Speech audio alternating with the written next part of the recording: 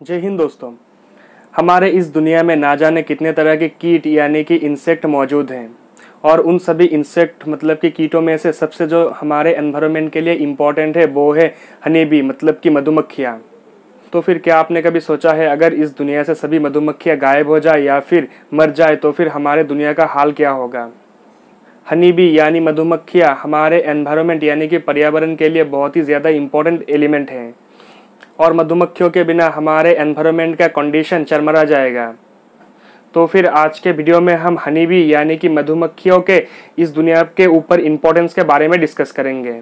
तो फिर अगर आप भी जानना चाहते हो कि मधुमक्खियाँ यानी कि हनी बी के बिना हमारे एनवायरनमेंट यानी कि हमारे अर्थ का कंडीशन कैसा होगा तो फिर इस वीडियो को लास्ट तक देखते रहें।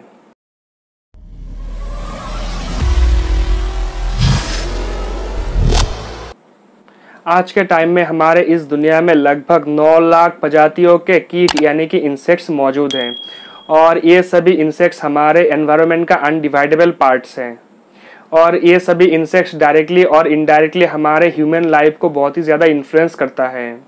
और इन सभी कीट यानी कि इंसेक्ट्स में से बहुत सारे हमारे लिए हेल्पफुल है और बहुत सारे हमारे लिए हार्मफुल हैं और बहुत सारे ऐसे भी कीट हैं जिनके बिना हम लोग हमारे इस लाइफ को इमेजिन भी नहीं कर सकते।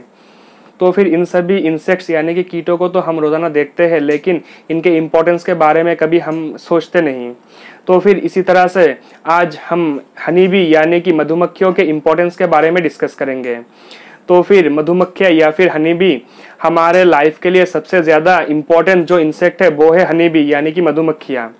तो फिर मधुमक्खियाँ हमारे लिए कैसे इम्पोर्टेंट है हम इस वीडियो में डिटेल में डिस्कस करेंगे। आज के टाइम में हम जो भी फ्रूट्स खाते हैं जैसे कि मैंगो, एप्पल, बनाना, ग्रेप्स मतलब कि अंगूर, काजू और सभी हरी भरी सब्जियां यानी कि वेजिटेबल, ये सभी इसी मधुमक्खी की देन है। मतलब कि यानी कि मधुमक्खियों के बिना इन सभी चीज़ों को हम कभी प्रोडक्शन नहीं कर पाते हैं। और अगर मधुमक्खियाँ हमारी इस दुनिया पे ना होती तो फिर शायद से हम कॉटन यानी कि सूती के कपड़े को कभी पहन ना पाते हैं क्योंकि कॉटन के प्रोडक्शन के लिए 100% मधुमक्खियों के ऊपर डिपेंड होना पड़ता है। और इसी तरह से कॉफ़ी इंडस्ट्री और काजू इंडस्ट्री पूरी की पूरी तरह इन मधुमक्खियों के ऊपर टिका हुआ है। मधुमक्खियाँ मेनली पॉलिनेशन करते हैं मतलब कि एक मेल फूल के पॉलन को एक फीमेल फूल के पॉलन के साथ इंटरेक्ट करने के बाद जो फल उत्पन्न होता है उसे ही पॉलिनेशन कहा जाता है। और इस पॉलिनेशन के रिजल्ट के तौर पर हमें ताज़ी ताज़ी सब्जियाँ और ताज़े ताज़े फ्रूट्स यानी कि फल खाने को मिलते हैं। और अगर आज के टाइम में ये मधुमक्खियाँ ना होते तो फिर इन सभी फलों को शायद हमें म्यूजियम में जाकर ढूंढना पड़ता है। कॉफ़ी इंडस्ट्री जो कि आज के टाइम में दुनिया भर में बहुत ही ज़्यादा एक बड़ा इंडस्ट्री है और उनके टर्नओवर बिलियंस में है। लेकिन अगर मधुमक्खियाँ इस दुनिया पे ना होती तो फिर ये कॉफ़ी कंपनी मतलब कि ये कॉफ़ी इंडस्ट्रियाँ भी इस दुनिया पे ना होती।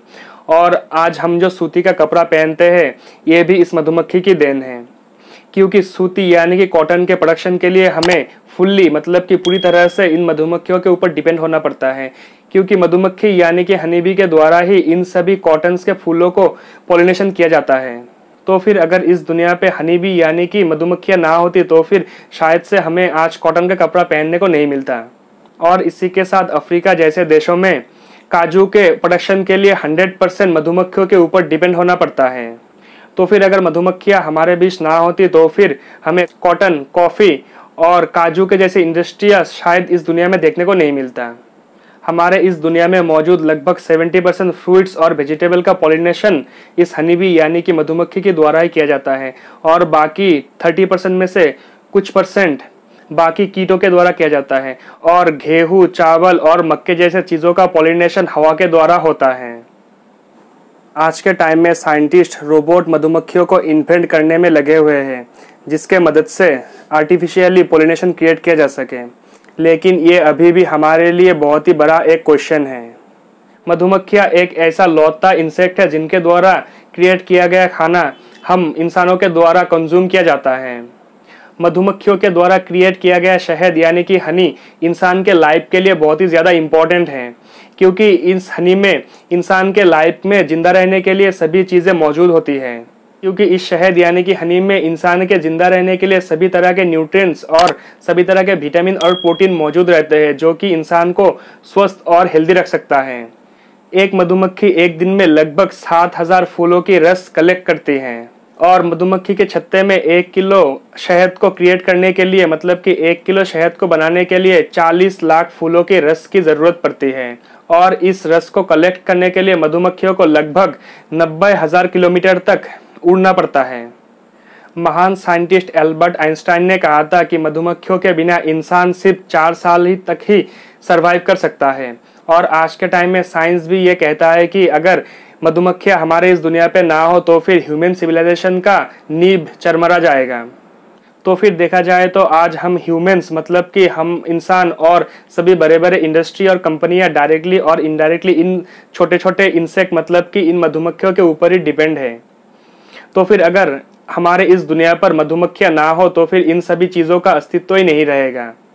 आज के टाइम में जिस तरह से खेतों में कीटनाशकों का इस्तेमाल किया जाता है, इसका डायरेक्ट इम्पैक्ट हमारे हेल्थ के ऊपर पड़ता है और उससे भी ज़्यादा डायरेक्ट इम्पैक्ट इन छोटे छोटे इंसेक्ट्स के ऊपर पड़ता है, जो कि आज के टाइम पर बहुत ही एक बड़ा प्रॉब्लम हो चुका है।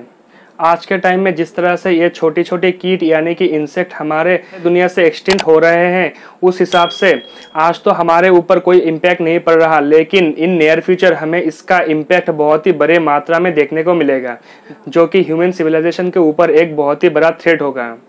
अगर हमारे इस दुनिया से सभी मधुमक्खियाँ ख़त्म हो जाए तो फिर हमारे ऊपर डायरेक्टली, मतलब कि ह्यूमन सिविलाइजेशन के ऊपर डायरेक्टली इसका इम्पैक्ट पड़ेगा, क्योंकि मधुमक्खियों के बिना पॉलिनेशन नहीं होगा तो फिर नए पेड़ और पौधे नहीं उगेंगे। तो फिर अगर नए पेड़ और पौधे नहीं उगेंगे तो फिर बहुत ही बड़े मात्रा में मरुस्थलीकरण होगा, मतलब और पूरी दुनिया की ह्यूमन सिविलाइजेशन खतरे में पड़ जाएगा। तो फिर अगर आज हम इन सभी चीज़ों के ऊपर कॉन्शियस ना होके अपनी आँख ना खुले तो फिर पर्यावरण अपनी आँख खोल लेगी और तब हमें बहुत ही बड़ी प्रॉब्लम को फेस करना पड़ेगा। तो फिर प्लीज़ अभी से आप अपने पर्यावरण के प्रति, मतलब कि एनवायरनमेंट के प्रति आप कॉन्शियस हो जाए और इस एनवायरनमेंट को सेव करें, ताकि हमें in near future global problems को फेस ना करना पड़े। तो फिर अगर आपको आज का हमारा ये वीडियो थोड़ा सा भी इन्फॉर्मेटिव लगे तो फिर प्लीज़ इस वीडियो को लाइक करें। और हाँ, अगर आपको किसी भी तरह का मुझे एडवाइस करना हो तो फिर प्लीज़ मुझे कमेंट सेक्शन में बताइए।